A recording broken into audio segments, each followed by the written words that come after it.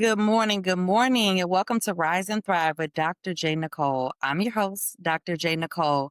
And today I am joined by my Howard sister, Jasalynne Northcross. And so today we're going to be focusing on burnout, breakdown, or breakthrough mental health wisdom for doctoral students. I had the honor and privilege of meeting Jazz at Howard University. And we've been able to keep in touch ever since. So I know that she is on her doctoral journey, and I just knew that she'd have some wisdom to share with you all today. So, welcome, Jazz, and tell the people a little bit about yourself. Well, first, thank you so much for the invitation. And yeah, we did. We met in 2015.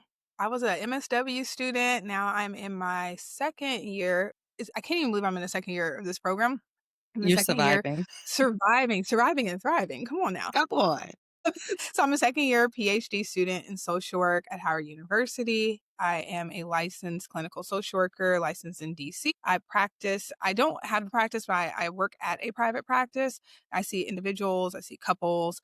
My specialty is sex and relationships. I love my specialty because it really allows me to work with so many different types of people, whether they're polyamorous, monogamous, queer, transgender. I get to meet so many different people and they're coming in to work with me. And then from there I was like, I need some more. We need some stuff. So I'm in school again and I'm just really excited to be doing that work and then to be here to talk about burnout with you today. Yes, that in school again, that resonates with me. My family was like, I thought you were done. Like, you've been in school your whole life, right?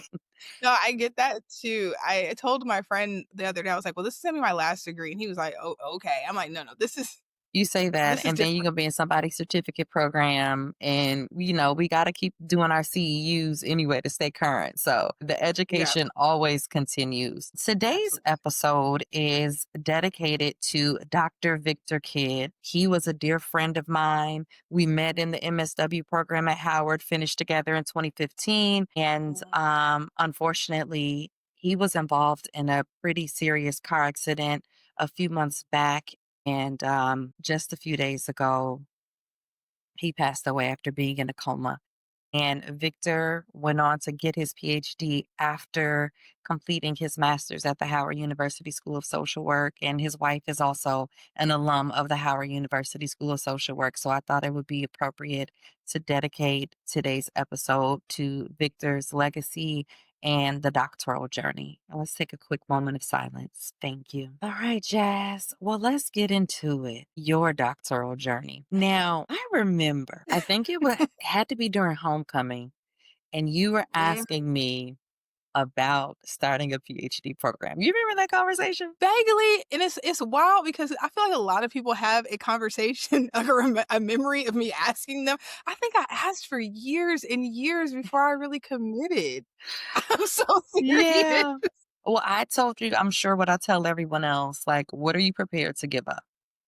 Mm, Because you did. this journey is no joke. It will require things out of you that you've never had to do. You could be like a super scholar, Mhm. and the doctoral journey can definitely challenge you, and then still trying to balance like you're working, you're practicing and all of that. So yeah. So how did you arrive at that? So you kind of got there, right? You said you asked for years and years. So what led you to pursue a doctorate at this stage of your life and career? Okay, so yes, I asked for years.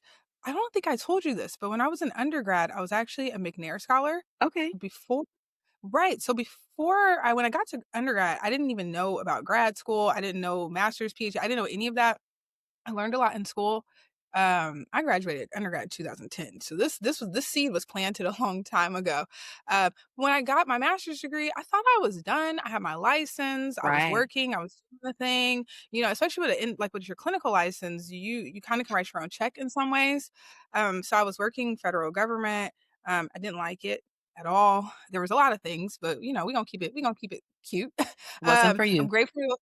It wasn't for me. Very grateful for those opportunities though, because I learned so much, whether I was in nonprofit or even like local government, federal government, constantly we're being pushed as social workers. So I did appreciate those experiences. But then I got to a point with, I think COVID, when we were quarantining, I did a lot of reflection and just what do I want to do with my life? What do I want to do with my career? I do believe, in this profession, you become with gifts. And I always wanted to be a clinician and I was doing it, but it still just didn't feel like I was working, like, I guess, like, my purpose, it didn't feel aligned. I got really into human sexuality, which was something I think that seed was planted a long time ago too, if I'm being honest, but I started just realizing with social work, we can do Yeah. so many things, right? So when I was leaving my job, I was trying to figure out what's going to happen next. I started adjuncting, and when I was an adjunct lecturer, feel like you're a student in some ways because you have to prepare for lectures. Yeah. You're engaging with literature. I used to tell my family, I was like, when I give the students an assignment, they give it back to me. It's like getting homework. Now I have to read. I have to grade. Yep. And I love school. I was like, I love school. I miss this. I want to do something with this. School is a space where I feel like I get to be really creative. So I think the opportunity lined up. And now that we're talking, I think it was that homecoming because someone, I won't drop their name, but someone pulled me at that homecoming. It was like, so I think it might be time for you to come back. Like it's That's funny. That sounds like you're not dropping names, but it sounds like Dean Crew to me. close. A former dean, not crew, Okay. not crew. Okay. Dr. Snell. Okay. Okay. Dr. That's my Snell. boo too. Yeah. Yeah. Because it's usually them, or it would have been like a Dean Whitaker. That's like, okay, so what are we doing? But Totally. that's their job to pay attention and Mhm, know who's who, and to keep the pipeline going and to identify these talents, right? Like, and keep the legacy going. We have to keep it going. How did you know? So you did the reflecting in COVID. Like, was there a mhm, particular like moment or thing, or it was just like, okay, I'm ready since mhm. you said the seed was planted. Oh, I love that question. So, I think it's the same homecoming. So I'm at homecoming. See, how real we going? I'm gonna get real. Yeah. We're at homecoming. I had left. So let's see, homecoming's October. I had left that job, I think June or July. There was like a breakup somewhere in there. So that was already like, you're transitioning from like a full time. And now I'm at this practice where I'm not working 40 hours a week. I'm making my own schedule. Time is interesting because you have like all this like time and I'm not commuting. I'm not doing this. And then I get to homecoming. I see you. And I was like, ooh, let me get a little, let me see. And then, Yeah. of course, Dr. Snell. And it was just, it really was like timing. So when he said it to me, I kid you not, I was like, oh no, like, no, I had already said no to this dream. I let it go. I didn't think it was for me anymore. And I was like, no. Hmm. And then I got home and I was just a couple days after homecoming, I just was like, why not? I have time. Like when else in my life will I have the time? There's opportunity. I know what program I would want to go to. I'm already here. Where I had graduated in 2017. So I'd already been work and I couldn't find a reason to not do it. Yeah. And I mean, honest, it was a dream. It was a dream. Like you get the opportunity. So I went for it and Yeah. no regrets. So why did you let it go or set it aside? Ooh, that's a good question. Because I'm Okay. like, No, why did you set it aside? right, Yeah. right. I think it wasn't. I felt like parts of me felt like maybe it wasn't practical enough. I didn't really know what I wanted to do. Before, like my bachelor's was psychology, or yeah, psychology. So I thought I wanted to do clinical psych, but I just didn't. There wasn't not a lot of representation, not a Right. lot of in like higher education that I had relationships with that were really pouring into me, encouraging me to feel like I could do it. And then I think I got comfortable. Like because I remember when I was in my second year, no, yeah, when I was second year of my MSW program, Dr. Howard, Teresa? Oh, yeah, yeah, yeah. Yes, okay. Because I I always would talked to call her. her Teresa. Yeah. Oh, right, right, Before right. I before know. because we were peers before For she sure. became Exactly. Dr. Howard. Yeah. Dr. Howard never really peers because she was a TA for my research Right. class. So she was Miss Howard and then she elevated to Dr. Howard. Mm, I remember me and her went to Potbelly once, and I was asking her, like, "Tell me about the PhD program. Should I do?" I think I just maybe a little imposter. I don't know. But once I finished school, I convinced myself that I didn't want to do it. Like once I got my master's degree, I convinced myself somewhere along the way, I convinced myself I didn't want to do it. I think I was ready to start making money. of I wanted to get my course. come on now. I wanted to get my clinical license, and I just felt like, "This is good," until it wasn't. until it I was like, wasn't. until it wasn't, until it wasn't." I just feel like those are those nudges because even though you said you had set it aside, there was this it just Mhm, kept circling back. You kept asking the questions of people, mm, and because, like you said, the seed had already been planted, so the curiosity was there, and just working through that because, less than 2% of the population have doctorates. And so it's like, who do I think I am? Right. And even I was totally. in the program and I was like, why am I doing this? Like almost every week, I was ready to quit. I had a letter signed because I was like, this is too much No emotionally way. until I realized it was me. I was putting this Mhm, ridiculous pressure on myself. mhm, mhm, And mhm. once I kind of did that and I shifted out of this like rigid perfectionist mode and learned to breathe and I guess got through my stats courses, then I was Girl, I was able to be okay. Cause me and Dr. Abu Bader, Lord I have knew you were about mercy. to say that name. What does that mean? Cut the tape. Cut the tape. I Girl, just took that class. Yeah, I made it. I survived. yes. And you know what I Yeah, realized later once, like, there was enough distance between me and it because I had PTSD, I feel like, for a little minute that's a real after thing. stats, and then I was doing my dissertation, I said, "Oh, I actually know what I'm talking about. I know what I'm doing." He gets you ready. His method. We can talk about the method, but you're yeah, he gets you ready. He By gets you far the ready. hardest courses. And it wasn't even my dissertation. I was doing something else because it was so bad. I did qualitative and I did interviews. My average That duration for an interview was 90 minutes. So that took a long time with those transcripts and it all of that. And I was like, I should have done quantitative, but really? I think I'm gonna go qual, but you if you really? wanna get out fast and still be thorough, do quantitative. You know how to do the write-ups, those 20-page write-ups that we used to do all the time for homework We have to that you yes, just finished right, doing? right. You're ready. Imma think about it. Imma Really, think. Let truly. me We can talk more my about that. mentor we'll talk. Yeah, we're gonna talk. We'll talk offline. My mentor's push not I don't wanna say push, but he's definitely like, "Look at quant." I think I still wanna look at it, but I'm such a qual girly. But I hear Same, you. I but hear it's gonna take you longer. Just know that. Like, I love what I came out with, but I would have been out years sooner. understood, But understood, my understood. journey is what it needed to be. So we kind of are talking about some of the things, right? Like the demands of it, but like, what would you say are the most emotionally demanding aspects of the doctoral journey? Okay, I love this question. There's so many things. The first It's so interesting because I had an idea of how I want to approach this, but I'm pivoting a bit because immediately I come up thinking my kind of immediate response is around the demands and it's the pace. The pacing of things is so intense. And it's I remember when I finished year 1, it took me a few weeks to slow down a bit to get into the summer. It still wasn't like a break, but I felt like I Hmm. was running. And when you're like sprinting, sprinting, sprinting, and then you get through the finish line, but you still have to like slow down a little bit. That is how I felt. I think just fatigue.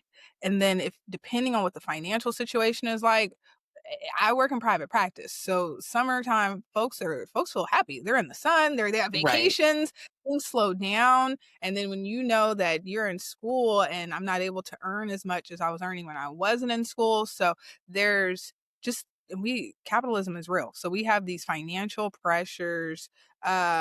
And then for me, I can if I'm not mindful of what's happening, just how I feel, like sometimes my self-talk can get more like pessimistic, Hmm. more critical, so it's just sometimes for me, I need to slow down and kind of look at the bigger picture. It's just like, okay, I'm doing this really huge task. Every step I'm taking is getting me closer and closer to dissertation, trying to celebrate the small wins, try Yes. to offset some of that. Yeah. Because we're you're just trugging along. There's like you're in this tunnel you hear there's light at the end of it, but I don't even know how to get out of this thing sometimes. Listen, because the way no one's hyped about your dissertation proposal until you really have something for Mhm. them to look at. Like it, Mhm. and it's very different. Like, yep, you just gotta truck along. Yep, You have to you chug just gotta along. truck along. I'll drop this. Okay. I'll drop this. Hopefully, it's okay if we go here. So Sure. my mom runs marathons, and I grew up raised by a woman who just runs. So it's like as we were getting ready for school, a lot of marathon talk and analogies and things are Okay. coming up. If you know about like distance running, although I'm not a distance runner, I do feel like this is my For sure. marathon. For sure. For sure. So yeah, you're right. That marathon, that's correct. But it's interesting though, because sometimes you have to sprint within the marathon in the doctoral Right. journey, Right. like for real. And you're expected to pace yourself and speak up and say what you need and what Mhm. you don't. And like I know even for me, I was experiencing a lot of losses. And so grief was happening while I Yeah. was in my PhD program. And I actually had to slow down my pace. That is nothing I Mhm. ever had to do academically in my life. Because Mhm. school, I did that. Right. And You I'm sorry. I can speak sorry, I said you did. Sorry for cutting you off. I'm so You sorry for okay? cutting in, but I hear this, like, because my perspective of you is my like, I don't know how we met. I genuinely do not know. I feel like when you were in the program, you were around. Like, you were just you were always on it. And you were just on it. So when I hear you say this, I'm like, "Yeah, I believe," and I never even had a class with you, but your light in our program, like, I remember you were the president, you were on it, you had a way of, like I felt like we knew each other, but I'm like, "I don't know this lady." It's just open homegrown energy, but to be able to balance that, to be approachable, have homegrown energy, to have the leadership position, to excel academically. So hearing you say, like, even for you, you need to slow down, like, that's very humanizing. That really hits. It really hits. Yeah. Like that was one of the things that I feel like is a gift that I have. I don't look like what I'm going through. And Mm, also it's I would say confirmation that, I was where I needed to be. Like I worked in higher ed before, so I love doing like things involving people, organizations, all of those things. So those mm, give me energy to like mm, do more. But thank you for that. And I remember one of my colleagues in my cohort and she called me superwoman. And I was like, please don't. Like, I'm tired. You know what I mean? It's mhm, what it ended up being. Cause she was like, "I don't know how you do it all." I was like, "I mean, I don't either, but some of it felt like I needed to because that gave me something to do to get up, put the battery in my back. Cause if I had nothing to right. do, I don't know." But and at that point too, I was already in it. So I had to like, get through it as Mhm, best as I could. But so in the mhm, doc program, I had to have difficult conversations with so Dean Crew was my advisor. That's enough pressure. At mm, that time, Dr. Patricia Bent Goodley was the program director, uh-huh. also kind of a big Right. deal. Totally a big deal. So I had to talk with them about what class I was gonna drop because Mm, I didn't think it was gonna be sustainable to stay in the course that I was going, and I'm like, "I have to drop something because I felt like I was falling apart, and I was so worried about disappointing them, right? I was like, mhm, "These are the women you wanna be," right? And do you know all of and I talked to Dr. Gordine, I think she was in this too, and that's another pillar right there. And that was a totally. big loss for School of Social Work too Huge. when she transitioned. But I had to have these conversations with them and they were so supportive.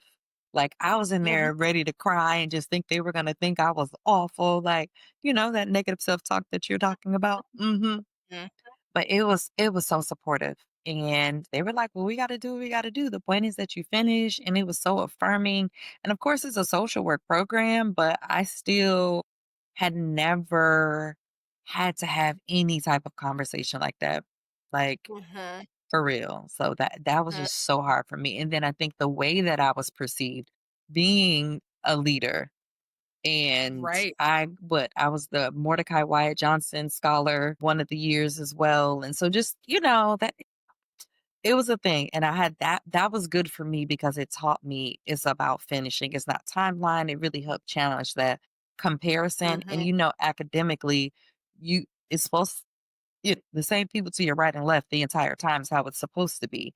But this journey, the doctoral journey, is deeply intimate, Mhm. deeply Mhm. intimate. I could keep going on that, but we'll You proceed. preaching. Right. Listen, it's a thing. And what ways did you experience or did this experience challenge like you as a professional and a person? So you talked a little bit about balance, but yeah. So, person, I'm not used to, although in the MSW program, our classes are pretty small, but Hmm. nowhere near as small as your doctoral cohort. I'm very much the kind of student that likes to kind of get in early, kind of get my seat in the front, kind of do my thing, head down, get what I need to go, get what I need to do, and kind of go on.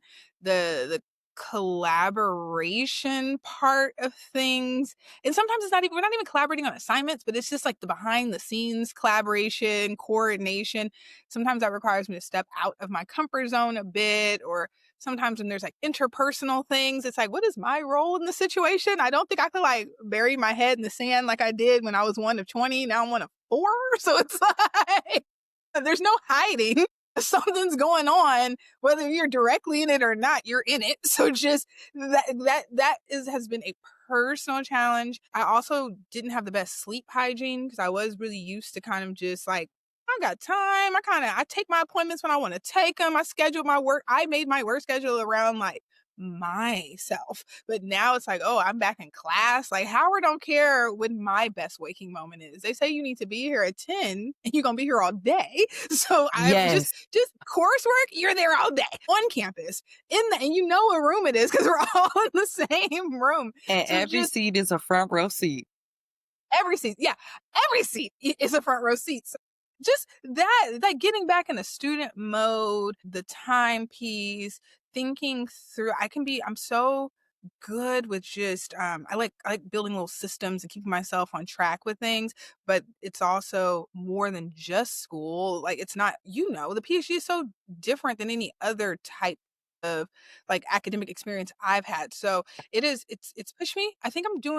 I'm not even I think I'm proud of how I've been managing to this point. And I don't know if this is some of the some anxiety. I don't know if this is some hypervigilance perhaps, but I never get I don't get too comfortable. I know that Mhm. just because this week was cool, that don't mean that next week is gonna be cool. Um, it's challenged me to accept stress. That was something I was telling my so I got into a relationship over summer, and for my boyfriend, he was a little, I guess, like a little worried, like how could I manage a relationship and school? And I was just like, and he's very much like, I don't want my baby to stress. I want to, if it's a stressor, I want to eliminate the stress. And I'm like, we got to accept that there's going to be stress. It's Life is just stress, life right? stressful. And for me, just I think what I'm one of the things I've set kind of on my mind last semester, which I think was really helpful, was allowing myself to be okay with a level of stress and being aware of like if it's getting too much, what do I need to do? But like some stress is gonna happen, and that's not a reflection on like me as a scholar or Mm-mm. my fit in the program, or it's just this is life, and I happen to be, a good doctoral student who wants to do the best, as most of us, we want to be the best. We want to be, and just, And that's that gonna add best a little stress. word is what causes so much pressure sometimes for doc students, but Huh? it's the high performers, right? Like high achievers that go into Mhm. doc programs. And Totally. so like the stress, the balance, all of that is it's a thing. And a lot of times it's coming from us. It's coming from internal, right? But Mhm. you Mhm. respect the faculty so much and like you got it, the cohort sizes are so small. My cohort, we started with 5. By week 2, it was 3 of us. Whoa. And then I I need to follow up with somebody. One, then she had already started her dissertation. So she left because something wasn't working for her. She went on, she finished hers at a different university. And then the other, I don't quite know what happened to him because I was minding my business because life had started lifing. I, I understand. I And he understand. hasn't told me that he finished. You know what? I need to check up on my people. But Mhm. it just kept dwindling. And so when I slowed down, I fell into a class of sequence with the cohort behind me. So I was with Katie and Barbara. Because Barbara used to get in and go to class and then go get her money because she was practicing as well. Understood. Understood. I get it. We're here and then we're gone. I gotta get down the Yeah. street. Appointments. And she was adjuncting too. Yep, at Howard. So like the MSW students, she and I, we walked together. Because Katie got in and out of there in like She four was quick. years. She did not Yeah, she play was quick. games. Katie was not playing. But it was just really cute to see the students calling her, professor and doctor, because I hadn't started adjuncting, but I started right after I finished. But so speaking of that, Cool. how did being a licensed therapist shape or complicate your Mm. experience as a doc student? So you're kind of getting at some of this, but was there Yeah, any yeah, no, more on that you wanted to elaborate?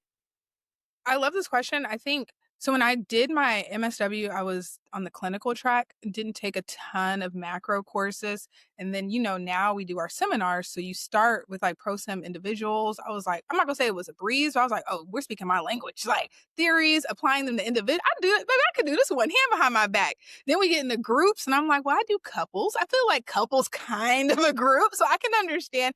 And then I just did communities and organizations. I was like, day one in the class, I'm like, now what is Dr. Hussein talking about? Oh, What is Dr. Hussein was teaching. that? He teaches us. Yeah, he He was still teaches. just doing strictly MSW. Communities, Mm-mm, we had Dr. Ross Sharif, she retired.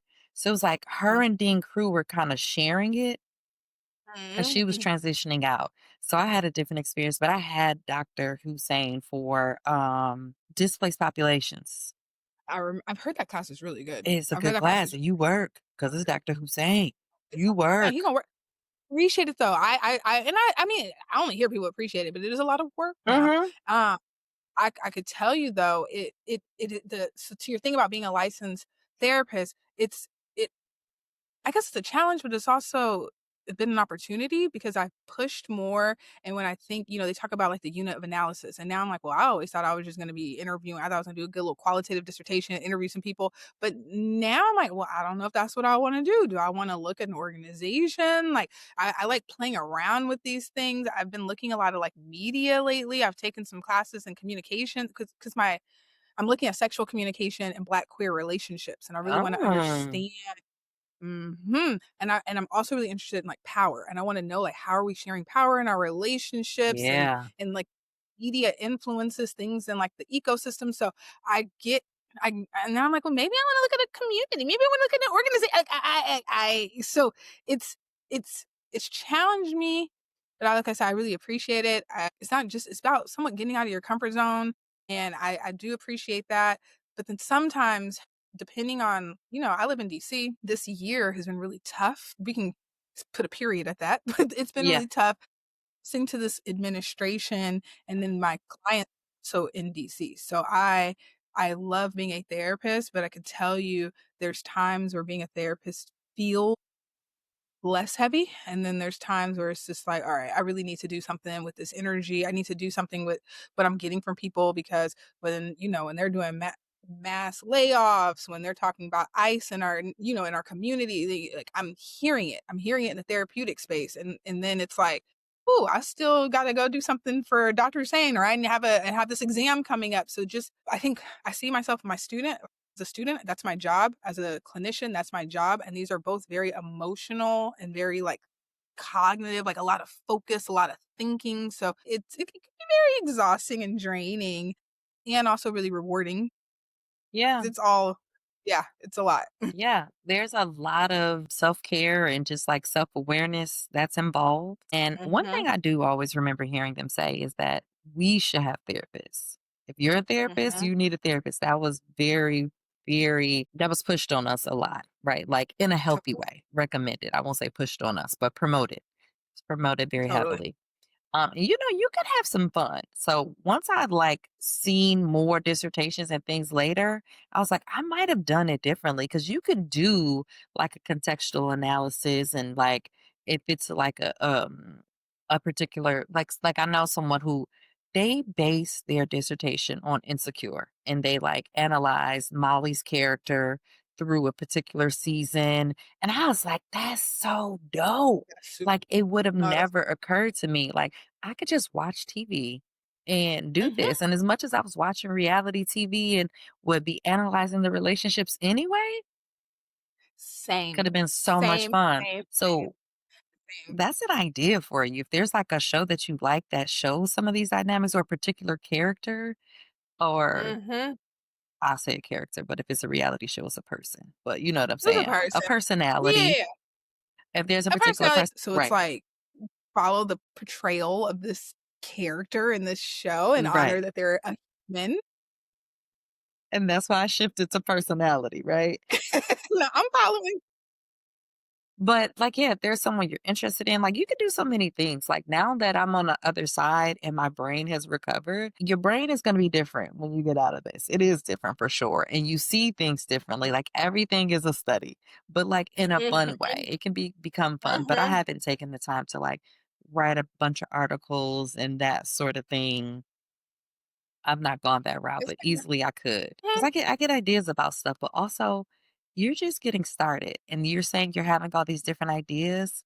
Just write those things down because these are studies you can Yeah, do later, depending on like what yeah. you really want to do. And some beautiful things may come out of it. And I'll say this: a lot of people think that their dissertation has to be like the best thing they're ever gonna write. Mhm. Mhm. It's not. You're just getting started. That's just like if you go back and read your first papers when you enter the master's program, when you're leaving, you're like, I wrote this. Or like even in undergrad, you just go back and read old Right. essays and stuff. It's just like, what is I thought this was good. So And it's so helpful. Actually, I think I heard you say I think it was when you had Khalil on your show, Dr. Green, uh-huh. because that's someone, respect to Dr. Green, but he was in my cohort, so Khalil. But I think you said it in that episode about like at some point when you were working on your dissertation, you were just like, I could write a paper. Like I just like let me lock Yes, in and like yeah, it's that just the that stood paper. out. It's just a paper. It's also been helpful to read dissertations, so I'm not reading as many as I would like, but Girl, I how's there appreciate what I'm doing. time? I appreciate that I when I'm able to do it, I will skim through a little dissertation, and it's helpful to see how people organize things differently, seeing different dissertations that are similar to my topic and looking at like, the theories they use or like the approach. I love it. I'm just like, it is really helpful. Some people are really creative. So the Yeah, insecure thing, that sounds super cool. I'm looking at like critical discourse analysis and like critical methods, just certain things because I do want to expand like my understand just like my knowledge of different ways to do your methods or I guess more so like methodology so that I'm getting too technical. But my point is I want to be I want to get it done and I want it to be okay with how just get it done. I'm not trying to be here forever, but I also like the idea of being creative with it and and putting my own spin. that's why they say quantitative. You want to get done. As I was told, a piece of very sage advice: the best dissertation is a completed one. Amen. Amen. You'll live to write another article. You'll live to write another paper, but we want to get you done. I Um, receive. yes, seriously. Okay, so getting to it, right? Like, how do you define Mhm. burnout? And then specific to like doctoral or the advanced academic settings. Mhm, mhm. So, of course, the first thing comes to mind is, like, the textbook, like, what they like, and they tell you in your training, like, the difference between burnout, compassion, fatigue.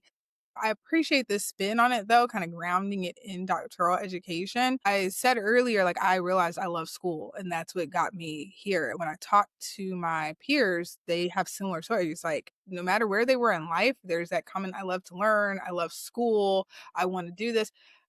Signs that we're getting into burnout, like that lack of interest, that this isn't kind of the, what's the word, like cynicism about it, Uh-huh. sleep issues, things where it's like putting things off, Now, we might procrastinate a bit. Some of us like to work under the pressure, but you gotta be real. You gotta know yourself. Like, is Yep. this your regular kind of procrastination or are the tasks really stacking up and I could care less. Like, I don't want to look at this. I don't want to I'm the type of person I'm logged into Outlook so I can see my emails. Am I logged in or did I log out? Like where like where am I? Real. I gotta keep. I took, you remember Dr. Harris? She used to talk about signs and Yes. symptoms. Yeah, sign for me is that Outlook inbox isn't getting looked at. Woo. Or you scan for particular names. If anything, Mhm. like, is there anything that's dire, pressing? Okay, any of this, that's a thing for future me. Mhm. Yeah, Mhm. that is so fun. She said the signs and symptoms. You took me back to Dr. Harris. She Man, she signs and symptoms. Duration matters. Duration matters. that's the key. Duration matters. Absolutely. See, you see how the nuggets, the wisdom that So good. are, they kind of stick with us. So I think you did a good Mhm. job with that, right? And everybody's a little bit different. It could be like irritability is super high, their Mhm. productivity and creativity, their outputs and things like that goes down. It could also look like appetite being an issue as well. It could show up as Mhm. breakdown in their relationships and neglecting those Totally. relationships and anxiety as Mhm. well, Mhm. because you might be being pulled from so many directions or trying to split yourself for all the hats you wear, which is why when we had that conversation, when you were asking me about doing a doc program, I said, well, what are you willing to give up? Mhm. Because you can't be 100% Not every everything. single seat. You can't, not at this one. Like, the doctoral journey demands that it is the spouse primary. Facts. No, big facts. Health is something else too. Yep. Um, of course, with these things we're talking about compound, it could definitely impact your health. And I think it's so I tell when Dr. Lou invited me to speak to the incoming class, and that was one of the things get on top of your health. Like see your provide if you're able to get to a doctor, see providers, get your lab work, think about like rituals are so important to me. So it's like, what are the daily things that Yep. kind of help you just connect with yourself? Is that prayer? Is it something around ancestor veneration? Is it your exercise routine? Is it like what are the kind of the things that when I have X, Y, and Z done, I feel like myself. Yep. It's like so important to just you're right. It's school is your spouse, but you're also connected to yourself. And like you're bringing you everywhere you go. So Say that. someone has to keep an eye on you. And that's your job. It's your responsibility. Advisor, your boss, your client, whoever, they're not tracking you. They're just unfortunately, and even if they are, they're not going to be able to see all the things like you if you're in touch with yourself, your body is gonna give you the sign. The body symptom. The body's gonna give you the symptom before things really reach the surface. So I don't know. Sometimes I tell people that depending on where they're at, they're like that get me, or sometimes I think it sounds a little woo woo, but your health like we mm-mm. Well, the Health other is part nothing to play about that too, Jazz, is if they've been conditioned to just keep going and disconnect from the body and produce, produce, produce, sometimes it's not until it's almost too late. They're on right. the verge of like a breakdown, failing, or what they Mhm. think is that, right? Like they think their life is in shambles. Like people used to, I'm not kidding. People used to be like, how are you? I'd be like, my life in shambles. And I would just keep going and smiling, like it's in shambles. But I'm here. Here, I'm doing the best I can. I'm doing Seriously, one day at a time. And so, on the outside, it sounds really dope. Like, oh, you're a doctoral student and like, at yeah. Howard. And it's like, I am, but then it's like, I am. Like, depending on the day is how I felt for sure. But yeah, those burnout signs, and some people they may even be diagnosed with a mental health disorder while in the program, even if it's just adjustment disorder, right? Mhm. Um, Mhm. it's high stress. It's definitely high stress, lots of pressure. And if you don't have, I love what you were saying about your daily rituals. I had a therapist Mhm. that I worked with in the past, and we would talk about 4 daily do's. Like, what are those 4 things that you have to do every day that you can feel proud Mhm. of, feel good, that's gonna Mhm. like help you? Because I was like, that's so simple.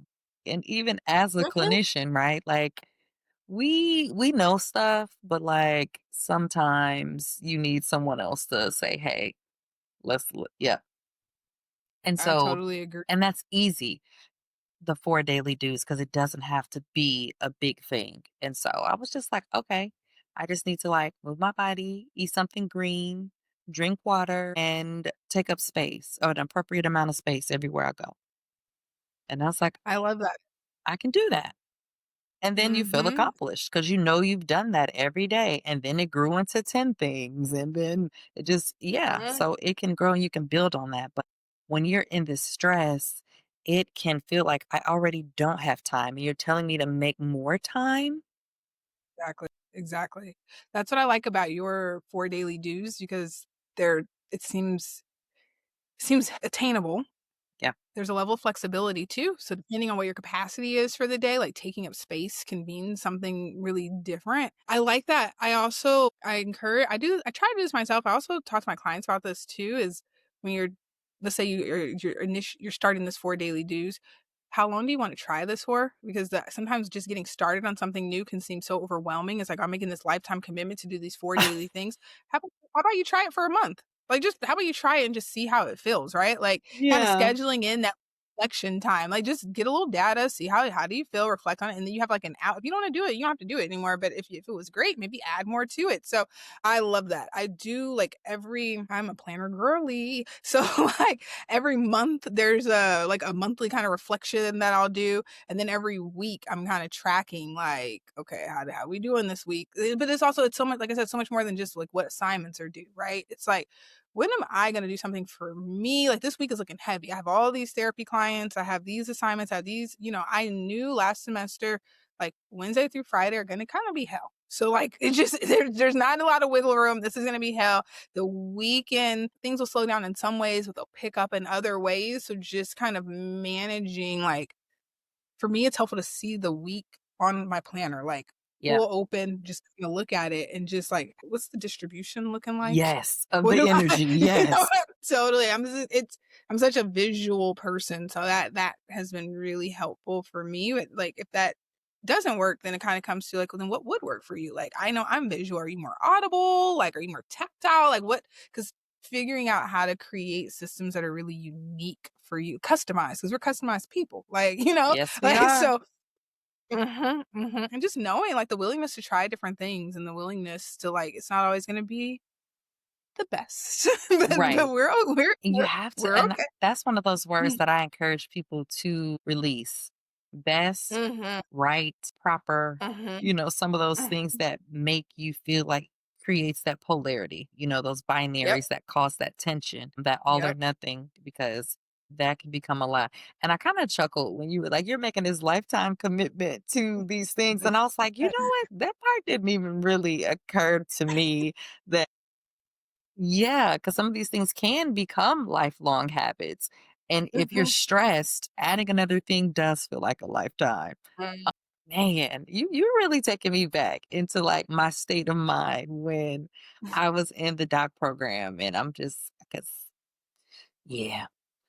So, what might be some of those other signs and signals that if someone loves or knows, is friends with supporting a doctoral student, that might be indicators that maybe they're not coping with this as healthily or, nearing burnout? What are some more of those other signs? I would say really listening to what people are saying, right? Like, and, like, sometimes the sign might not be clear, but if you and this isn't I feel like this is a not an answer, but it is an answer at the same time. I'll give you an example. I feel like I was in a good space. I was talking to a peer who I met in, like, one of these doctoral writing groups, and they it was a goal that I wanted to accomplish, and I hadn't reached the goal, and I thought I was fine with it, but they could tell by the way I was speaking that I was being really harsh, like, I was being really hard on myself. It was almost like my inner honestly, I love my mama, but I sounded like my mama. Like, I was That sounding inner like my critic. mom Uh-huh. talking totally talking about my performance on this thing, and my friend was, like, very compassionate, like, a very compassionate response to the point that, like, my kinda antennas went up, like, "Why are you being so compassionate? Like, what am I saying that's causing you to be this way?" You said, I'm not the client. What is that? No, exactly. And then that was a good little check for me because I was like, sometimes it is really subtle because I am that high performing overachiever. I've always been like this, to kind of what you were saying earlier, where it's like the things that we would say, okay, these are signs of burnout. These have been traits that have allowed me to be really resilient to get to where I'm at. Like Mhm. being hyper focused, being driven by the anxiety, being a perfectionist, like all these, being really competitive, like these things have got me here. But the truth is you get to a point where it's just like, dang, you're not allowing yourself no grace. Like there's No grace. no grace. Like it doesn't matter that, all these contextual factors, all these things out of your control, like none of that matters. Like I was supposed to get the job done. So I would say for sure, like, not to beat a dead horse, but I would say for sure, listen to what people are saying about themselves, about their program, about their progress. But even to be able to listen, the person has to be connected. You have to be talking to someone. So sometimes the sign is isolation. Like if you check on your friends, like, if you know your friend is in a program, and I get it, and this is no shade, because it's something that you can't really understand unless you're in it, but Yeah. sometimes you don't have to truly understand to know that, like, your friend might need you to just nudge them. "How's it going? How are you doing? Do you wanna have space to, like, not talk about school and we could just connect as friends?" Like, I appreciate those invitations, from people in my life, so, yeah, listen to how we're talking, listen to how you're talking about and what you're focusing on. I feel like I'm rambling. I guess I'll land the plane here too. We do, I guess I can speak for myself and other people in my cohort. We do love feedback. But pay attention to where people are valuing the feedback. Like, are you as receptive and open to hearing the positive as you are the negative or the more critical comments? Because some of us, I might be telling myself a little bit, I want to hear what I didn't do right. I want to hear where I need to grow. I want to, yeah, it's nice that I did this part good. Okay, that's great. I had a strong goal. My research question was great. Tell me, but like sometimes for me, the positive get minimized and I'm like emphasizing like the negative, but it's just like they're both equally You need the important. balance. Because how It's are you going balance. to get through? You have to receive the deposit to continue Mhm, to go through. Yeah, I mean, mhm. but this journey to you have to be willing to be critiqued. Totally. You have to. And especially your dissertation. This is not something that you can write and get no edits on. Like Right, you gonna right. get feedback. Mhm, So mhm, mhm. that's just something to prepare for. Now, are there any things that you would say might look slightly different with high achieving, high functioning individuals? Slightly different terms of burnout. Yeah.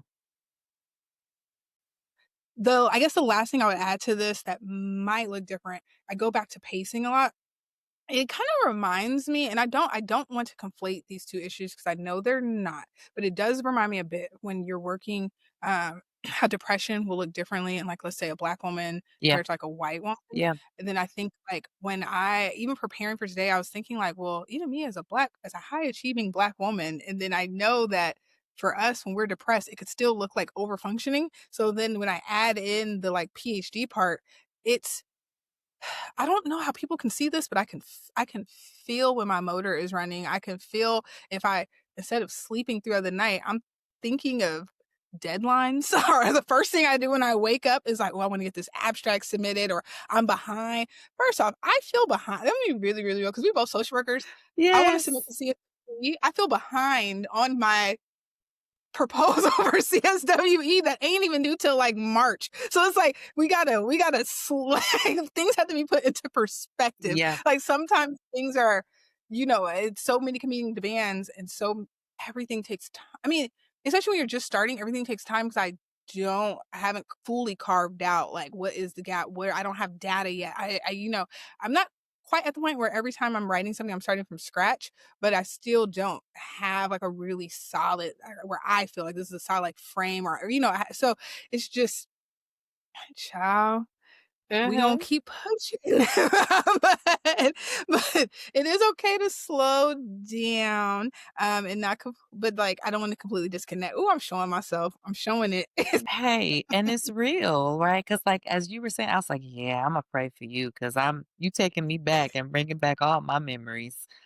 Um, I could feel it. I seriously. think being aware of it. Let me pat myself on the back.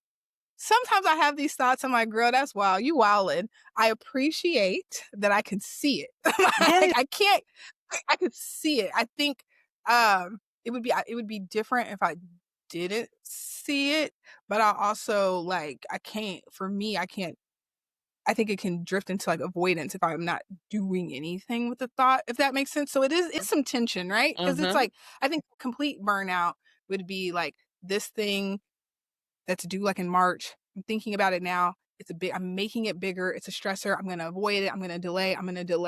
I'm trying to not do that. Just but also find the balance. So just like I could do some things, but I can't do all the things. And also remembering that we have really good professors that can bounce ideas around. There's other people that have presented. There's other, so just for me remembering I'm not alone in this. yeah, And I appreciate what you're saying too, because oh, so this resonates. So you remember this? Okay, so I'm not alone. I'm not the first. let I me won't be tell the you, last.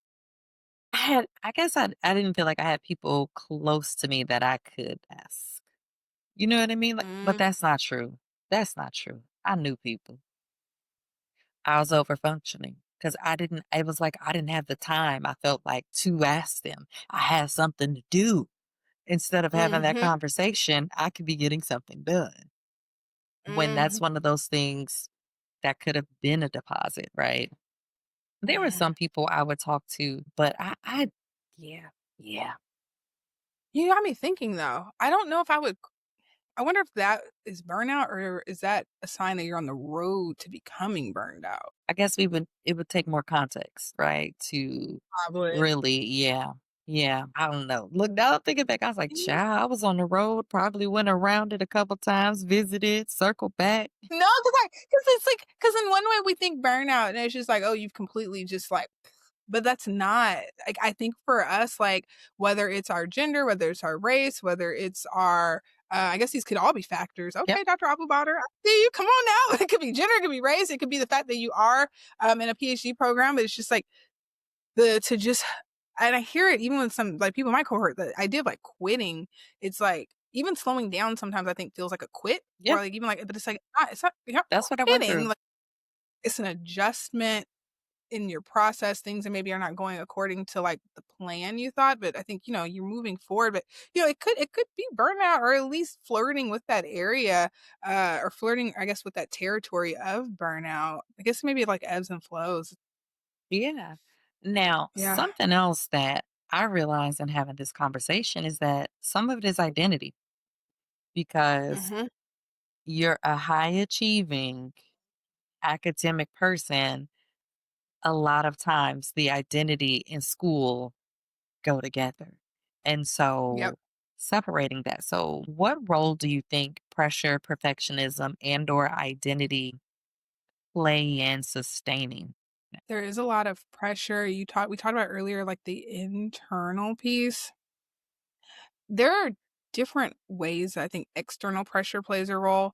It's clear that there's a high level like academic standard that you need to hit, which adds pressure.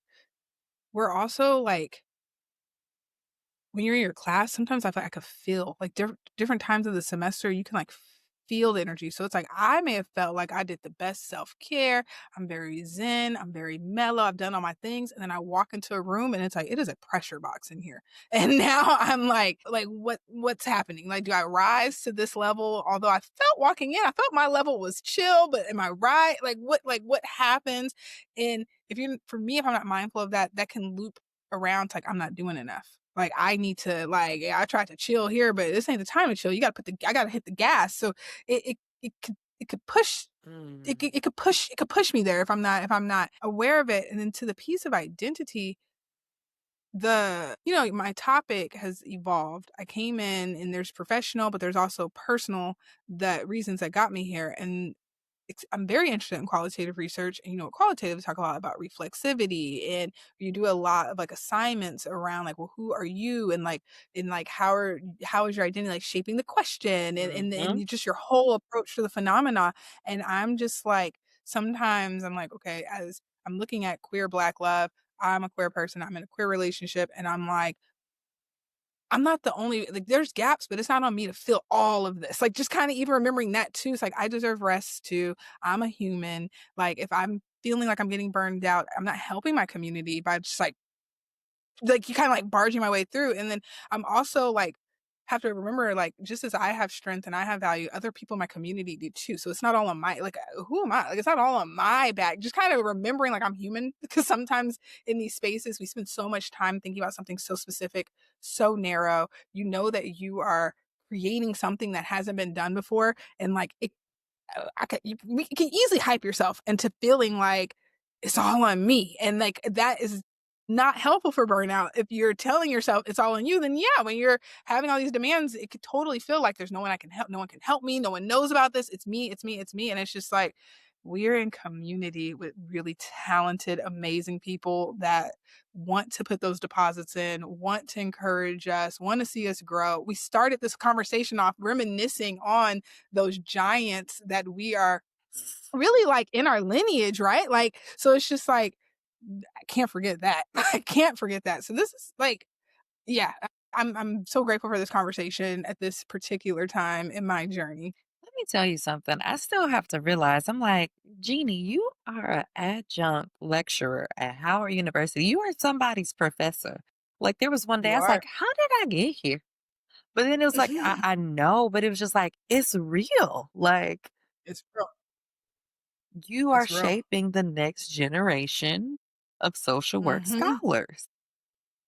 Isn't that amazing? It is. It is. And it's You gotta just, sit in it. You gotta like sit in it. You do gotta sit in it. I'm not trying to point pump the message of like, oh no, no, stand in that because that is it's big. It's especially at that university in this particular profession with the history of social work and then to being able to shape black social workers coming in with the black perspective to come and really do transformative work no matter where they fall, macro, micro, like wherever they fall, like yeah, I to teach is such a it's like such a blessing to just be able to connect with people in that. Yeah, I love it. I love it. And then they as we pour into them, they pour back into. yeah. It's exciting. Yep, It's really yep. exciting. This past semester was one of my best semesters and just like how invested they were. I was like, okay. Cause like one of my classes, there was only like 6 people. The other class had like 18 or 19. My Mm, class was 6 had just as much energy as my 19 class. And so I was like, "Ugh, how is this gonna go? Is there not enough people? Like, am I gonna have to carry this?" But mm, they they they loved it. And I also feel like I hit my own sort of stride with the yeah, material too, but it's such an honor. It really is, and it's a big deal. Like, yeah, it's real. yeah, I was like, I'm sitting in it, and at the same time, I'm just like, wow. I just remember looking at my professors and like, they're so amazing. They're so amazing. Like, you did what and what? Mhm, You work with mhm, who? You created and mhm, established what? You published mhm, what? mhm, mhm, What? You were a mhm. presidential appointee? Like all Come on types of now. things. And then the way they just, like, see us, pour into us, and then they just so many things that I Mhm. either didn't think were imaginable or didn't even I didn't even know these things existed, so I couldn't even dream about them because your dreams so much are tied to what you're exposed to, so to come here and then be exposed so much, and then, yeah, for professors to be like, "We see something in you," and I'm like, "Well, what you see?" Because I don't know that I've really seen it, but just kinda stepping out, Right, be look me? like, you like, me exactly, like, me, like, I'm just, I'm just here taking my notes, trying to do the best I I'm can. just trying to push through. Yeah, but they Yeah, they see it. mhm. Man. This is actually really good. I didn't think I was gonna be reflecting this much, but I guess I needed this conversation as much as you did today. Come on now. Okay, so what are some, and this is similar but a little more nuanced. But what are some Okay. symptoms or signals that someone may need more than rest? Earlier you mentioned context. I think context really matters, right? Mhm. So let's say let's go I guess, back to your example where you needed to lower your course load. Mhm. If you did that and things are still not there's no the expectation is you're gonna reduce this and your symptoms will improve. If that doesn't happen, it may not I don't wanna say it may not be school, but it may be more than just that, right? Like, where are you noticing these issues? Is it that you're experiencing issues at work? Are you experiencing issues in your personal relationships? Are you having issues at school? Are you having, you know, issues with yourself? Like, what's happening with what are other behaviors looking like? Are we using more substances, different substances? Like, are we not sleeping at all? Are we sleeping all the time? Like what else? I get really curious how like what else is happening beyond school. And then like what else have you been trying? Like, are you already trying the therapy route? Is therapy not helping? Is that a fit with this particular therapist? Is it something like what is it more than just therapy? Do we need to start looking at medication? Like, I having a lot more questions, because it's not always I'll put it this way. Sometimes you get into school and things start happening and it exposes stuff that was already there. Oh, yeah. Like, you know what I'm saying? Like, And a social it work can program will expose definitely do it. 100%, 100%, especially depending on what your funding is looking like other life stressors. Like some people, you get into school and you say, my life is blowing up. Like I got issues with this, I got issues with that guy. And then it's like, it might not be because you can't do it. It might not be because like in terms like capacity or not capacity, excuse me, like cognitive like intelligence. Like it may not Right. be like intelligence or lack of effort or lack of trying. It could just be that you don't have the bandwidth. Like just it could be the school just was an additional and school will make you vulnerable. Like school is going to make you vulnerable. So if you got other stuff going on too, it may be that you need to some things may need to get adjusted and you For might need sure. to expand your treatment team for sure. Excellent, excellent. So then, what do you think, or why do you think a lot of times doctoral students might delay seeking help until things feel Mm. unmanageable? Well, that's the thing, right? We're so used to managing things, that it's just exactly what you said. It's just like if you so I don't want to call it the struggle, but I mean it's like you're just in the struggle. You're so earlier I made the thing about the tunnel. I said I heard there's a light, but sometimes I can't even figure out how to get out of this thing. It's just like it can feel like you cannot stop. You've gone too far to turn around and go back. You're Oh, out here for on your sure. own. You just gotta get it done. But it's yeah, it gets hard. And then even when I said too, we're so passionate about our research. And now you get to a point where you're like, oh, I found a gap. Like this is not, it doesn't exist. I care a lot about this. No, like earlier I mentioned, we started with individuals, but then when by the time I get to communities and organizations, I'm looking at these theories and I'm putting those theories kind of crossing them over with like my issue, my topic issue, different kind of intervention. Just you get excited. You're like, I can do something that can really impact someone's life, my community. So where it's just like you don't want to stop. And I think that makes it really hard for us sometimes to figure out like how do you reconcile the things that need to be reconciled without feeling like you let down your dream or let down your community or let down it's just it can be really really hard. I've seen people struggle with it and it's not an easy struggle to watch. And then as an outsider, it's like who am I? How can I tell someone else what to do or how can I gauge what someone else's capacity is? It's so individual. So we gotta sometimes I think it takes a little humility and we some of us struggle with that. We're Yeah. just so used to being like on top. So it's hard. Yep. Absolutely. Just, I think bringing back up, like you were saying too, that self compassion. Hmm. Like, what would you say to if one of your colleagues were saying this about themselves or speaking, like, how would you speak to them? Right. Like, and you got to give yourself some of that too. And trying to hide, right? I feel like this is where, no, I believe this is where sometimes that fear or shame of being seen as incapable Yep. because you can't do this one thing or you're having a hard time, where that can really take over because it's also a competitive environment. And then depending Hmm. upon which program you're in, some people have even more competition. And I wouldn't Yeah. say it felt more familial to me in social work, but I've heard other people talk about their experiences, and it's not that at all. And I think too, it felt more familial because I did my MSW, and Same. other people in my cohort, they didn't have the connection that I had. And so sometimes it was hard for me to relate to some of the things they were going through. I'm like, just go talk to them, just go do this. And they're Yep. like, well, you're Dean Crew's protege, like you'll be taken care of. And I was like, what? It comes yeah. Yeah. No, it comes with, like it's like yes, and that comes with a different level of, like, stress that, like, some people Yes. wouldn't quite get. No, totally, totally, totally. As someone who got their master's degree from the program, I can understand the kind of, like, why it would be great to be in that position and why it would be really challenging in some ways to be in that position, for sure.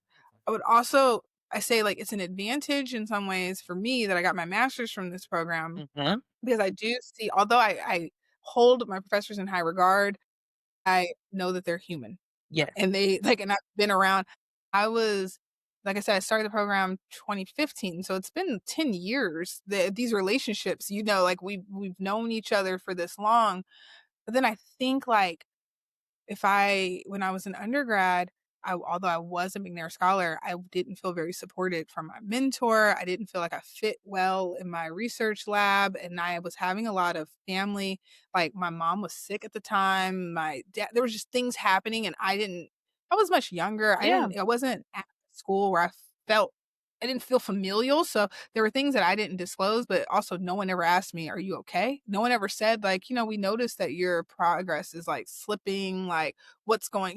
So I know that that's a really common experience for a lot of, marginalized people in higher academia.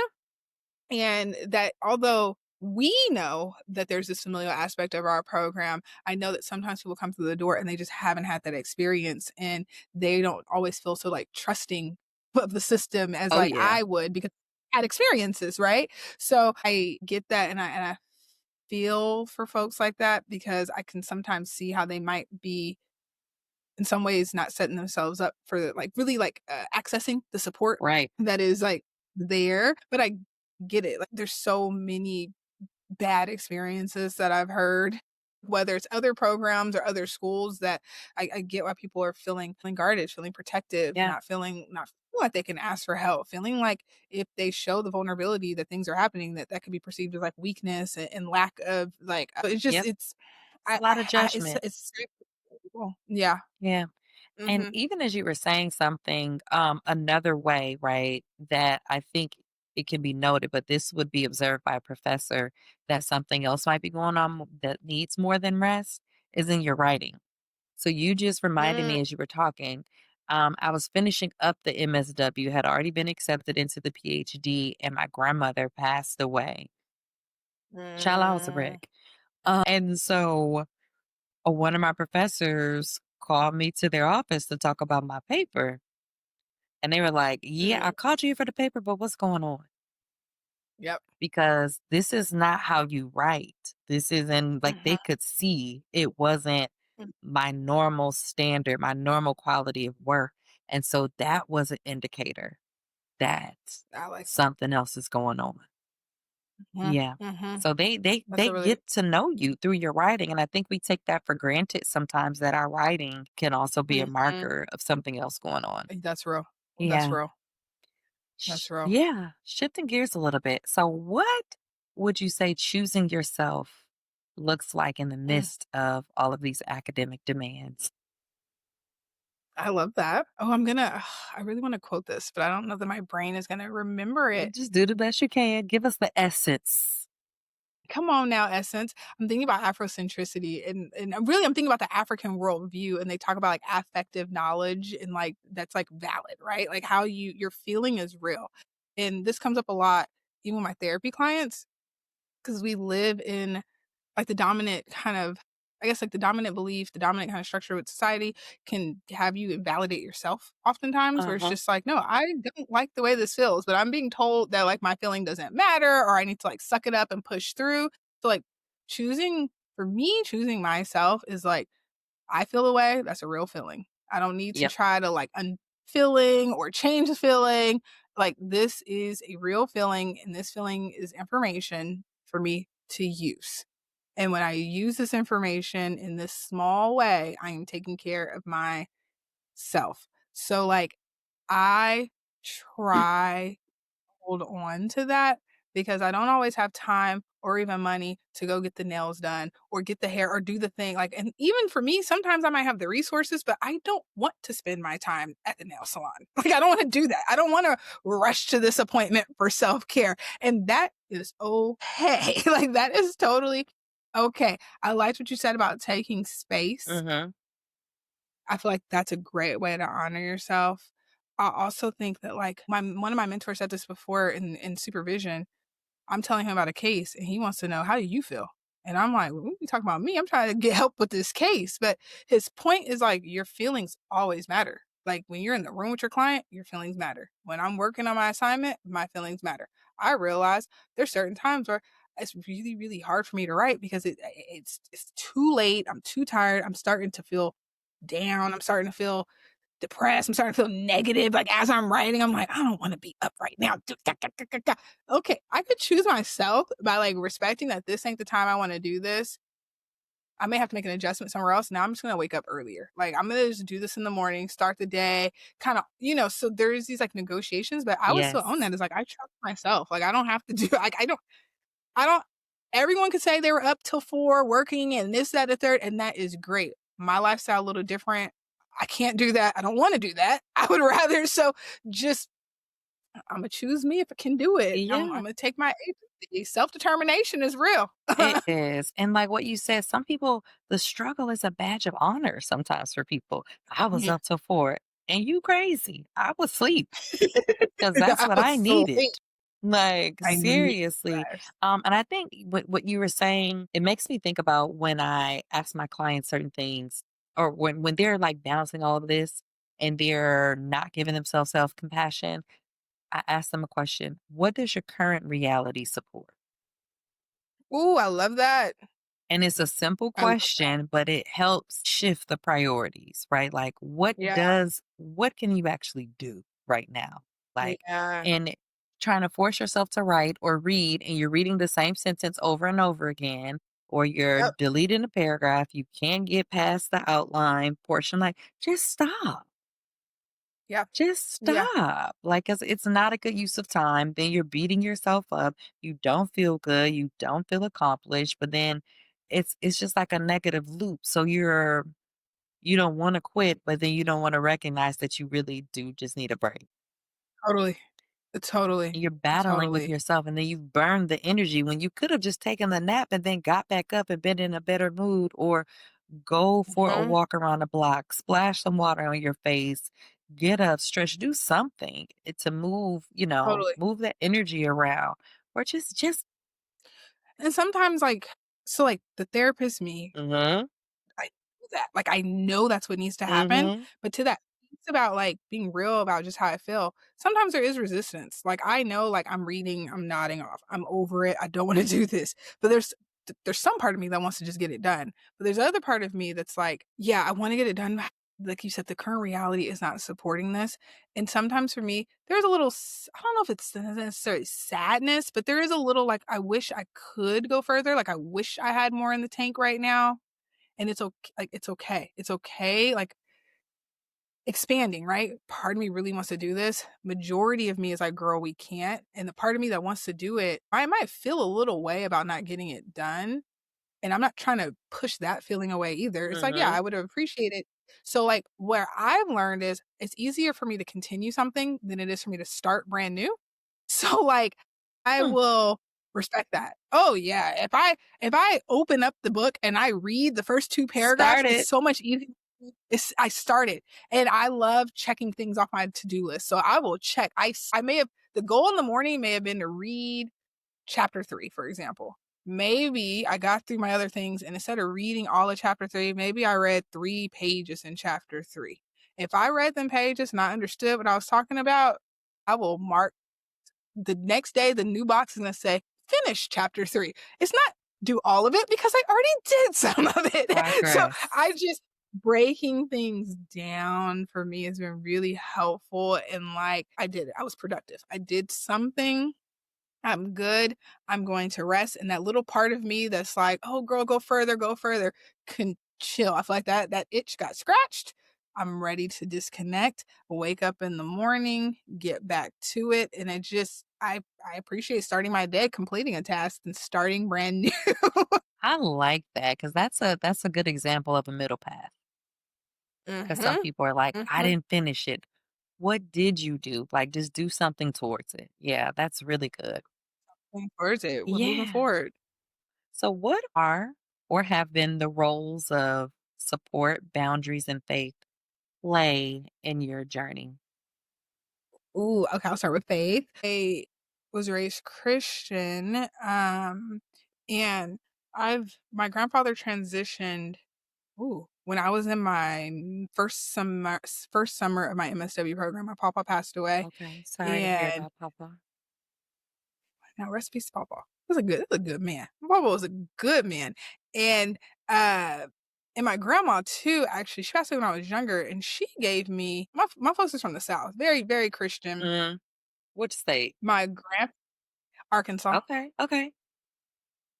And my let's see, Imma come back to this. Now you got me curious, but I'm trying to get this thought out. Um, so my grandma actually gave me a religious book around sex when I was a kid. It was not pro sex. It was not pro sex. It was a lot of things, but I've grown the time when I got it, I didn't know what she was talking about. I was, like, very young. I was like, "What is this?"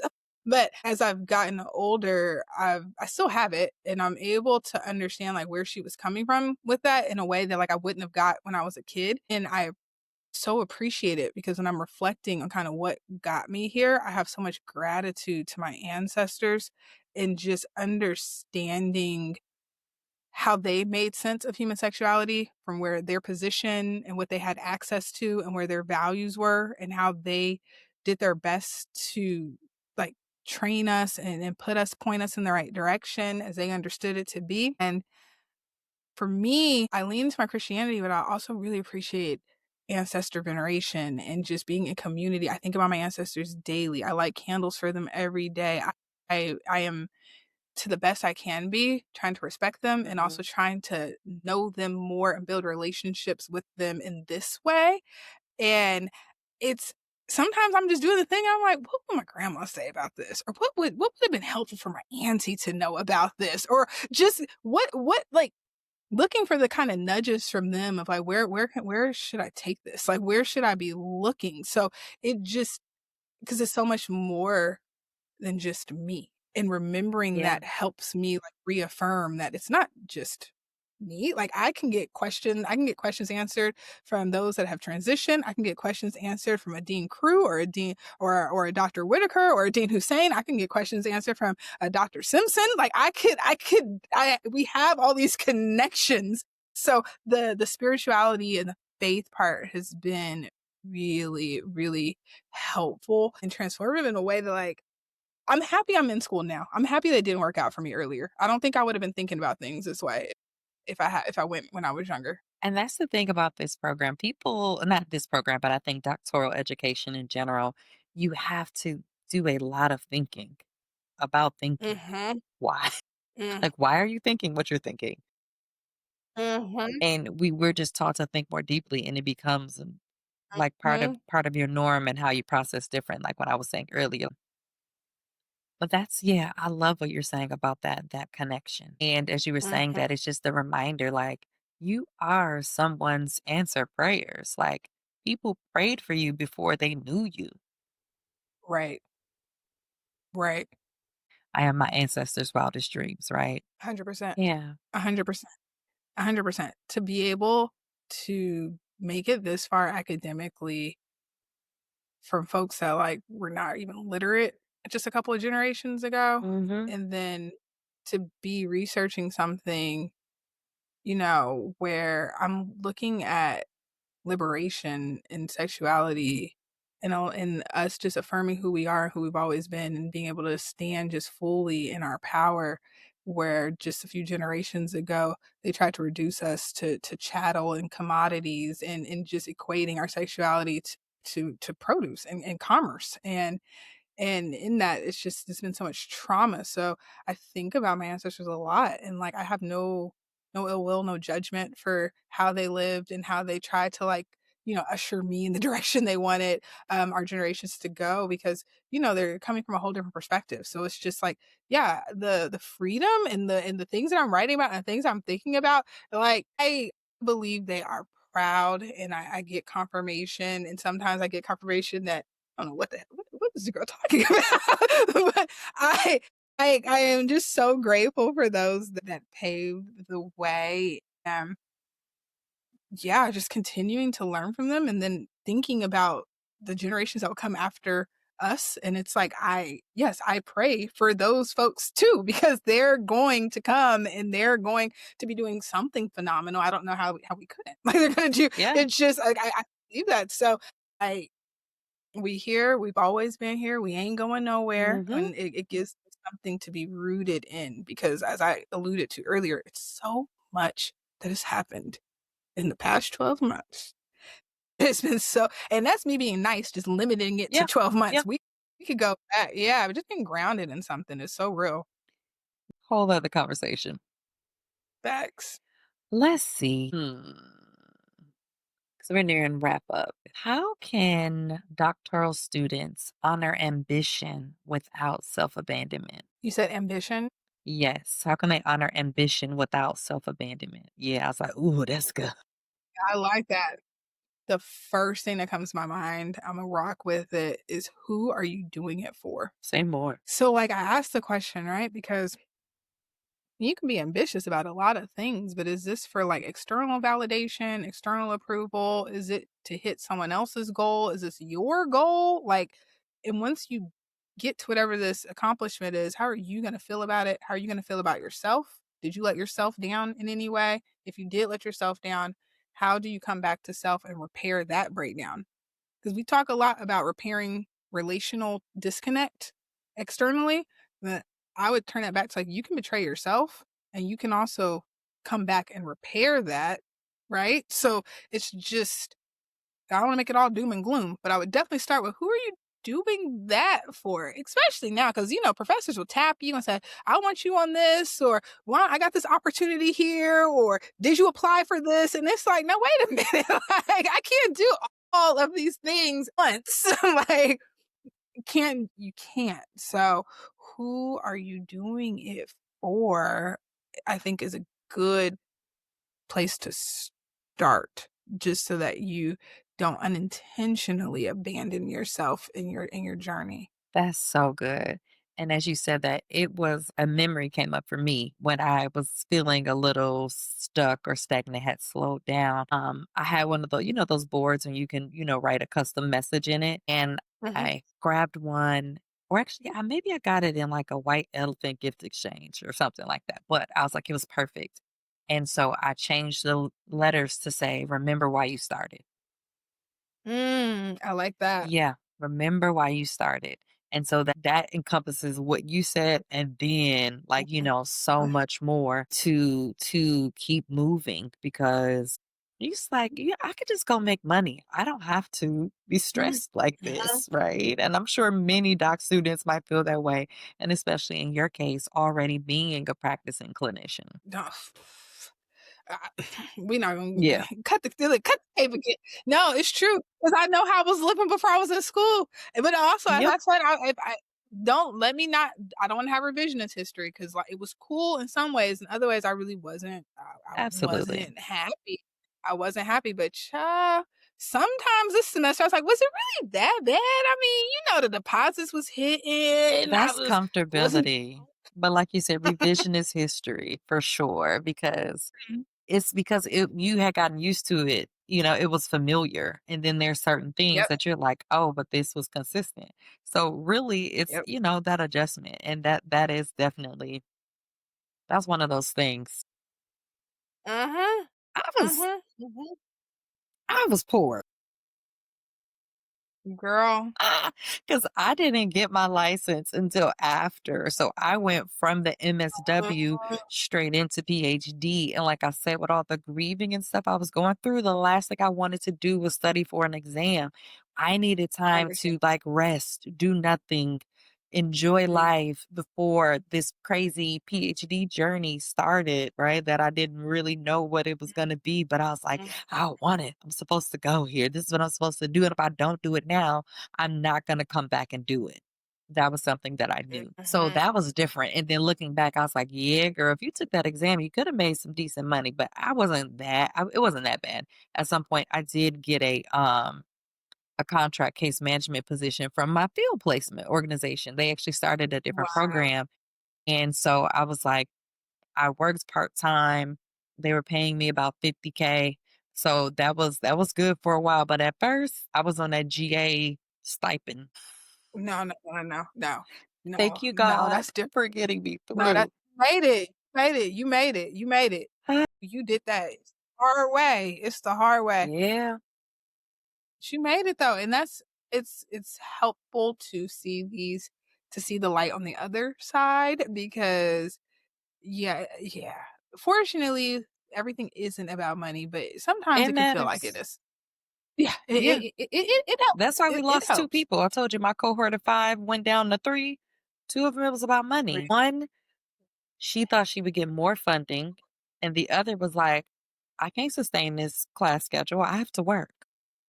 Mhm, the class schedule is Yep. wild. No, we were at 4. We started at 4, we were at 4 at the end of last semester, but I'll be honest, I don't know what's gonna happen in a couple of weeks. I'll follow back up with you. I know I'll be there. I ain't trying to be shy, I just know I know I'll be out there. It's Uh, real though. It really is real. Okay. So, if you could leave our audience with one powerful truth to help them to rise and thrive, what would it be? one powerful truth. Ooh, Imma double back to something I said. It's that you matter. And I'll tell you why I'm doubling back to it, especially as therapists and depending on how you were trained to be a therapist, you part of your journey may have been to like detach from yourself when you're with the client, focus on the client, a lot of I don't want to say blank face, but just, if your stuff comes up, the old school way is like, your stuff shouldn't even be coming up. Your stuff should have been at the door. And it's like, no, no, no, no, no, no, no. That's not even realistic. Really what's the word? Not disempowering, but it's not authentic. Yep. It's not authentic. Yep. Just like your now when I say your feelings always matter, that doesn't mean you're always right. Come And it on. doesn't mean that other people's feelings don't matter. But like how you feel truly, truly does matter. And that information is really, really powerful and can help illuminate some things for you and really help you make connections or things maybe don't feel clear. Because for sometimes you might be thinking too much, and especially us intellectualizers, like, okay, there's a part of you that's intellectualizing. What else is happening? Like, is it just 100% intellectualization? Or are there other? Is there joy? Is there fear? Is there uncertainty? Is there doubt? Don't shy away from the scary feelings that you might have or the feelings that might make you feel like you're not capable. Like do not shy away from them. Be aware of what's happening. Reach out if you need to reach out, whether that's friendship, professional, whatever, because like you matter. And like we need like wherever you are in your journey, you're needed. Like you're needed here. And I just we're like I think I'm not trying to I don't want to be too heavy, but it's just the truth. I think that like that's just something that I think about time and time when I'm talking. Like I said, the message resonated with me. I'm supervising an intern. I talked to her about that as she's starting her clinical journey. When I teach, talk to students about it. It's just no matter where you are, you matter. You matter. That's so good. That was so good. Well, thank you so Mhm. much, Jazz. This was so good. I know this is helping somebody, inspiring somebody who's, on the cusp of making that decision. Maybe they're soon going to get their acceptance letter into a doctoral Oh, program, yeah. maybe even the Howard University School of Social Work, where they're hearing this and, they can take some things that they can apply, help them through their journey. And this has essentially made us a resource, like a permanent resource that can be used for people Mhm. that are going through this. And Jess, I'd like to invite you to come back um, for February so we can talk more about relationships. Ooh, Yeah. I like what you're thinking. Uh-huh. I would love Uh-huh. to. Oh my God, thank you. Yeah. I would love to do that. So y'all are That going to sounds see lit. the future Dr. Northcross again in a few months during our Month of Love series for Oh, February. come on, series. Yes. So thank you again for coming. This was an absolute pleasure. And I'm like, every time I see you, it's a good time. And I'm like, why haven't we really actually like hung out for real? Girl, we don't talk offline because when I Exactly. tell you it was you and a few other students, I'm just like that always stood out to me, and I'm just like, I timing probably, but we're here now. It's all you have been like in my mind. You're like my big social work sis. 'Cause Oh, I was coming on. You were just I just remember you being so kind and I was like, yeah. And I remember when you were starting the program. We'll talk offline about this. We had a conversation then. I think we've had two conversations now okay. that I'm thinking Okay. about it. Listen, girl, I'll be on here telling all my business just so you know. But you don't got to tell all yours. I received that. I received that. All right, well, audience, this is where we shift to you, where you are going to get your call to action, your reflection and your affirmation. So I want you to reflect. Where might I be confusing exhaustion with devotion or productivity with worth? And then I want you to take action. I want you to take a grounded and compassionate step. And that would look like identifying one area where rest, support, or a boundary is needed and to name it without judgment. And then choose one supportive action this week, whether that's a therapy session, an honest conversation, scheduling an appointment, or some type of spiritual practice for daily dues or ritual like we talked about in today's episode. And then release the belief that endurance alone equals success and replace it with intentional alignment. And then finally, I'm going to leave you with your affirmation. I do not have to be depleted to be devoted. I am allowed to pursue excellence while honoring my humanity. Thank you again for tuning in to another episode of Rise and Thrive with Dr. J. Nicole. Make sure you shop the merch. I love that. We have the embroidered collection available and our crew necks, our sweatshirts, and our skull caps. We have multiple colors. Check them out. There are things for you to wear that are Rise and Thrive year round. And if this episode has blessed you, make sure you leave a comment, leave a positive review for us, 5-star rating wherever you're taking the pod, and also share it with someone who you think that this might bless, who this might uplift, or be a deposit for them. We need more Black doctoral scholars in this world producing original research and to just do their part in making this world a better place. So we'll see you next week. Thank you again, Jazz, for joining me today on Rise and Thrive with Dr. J. Nicole. Thank you.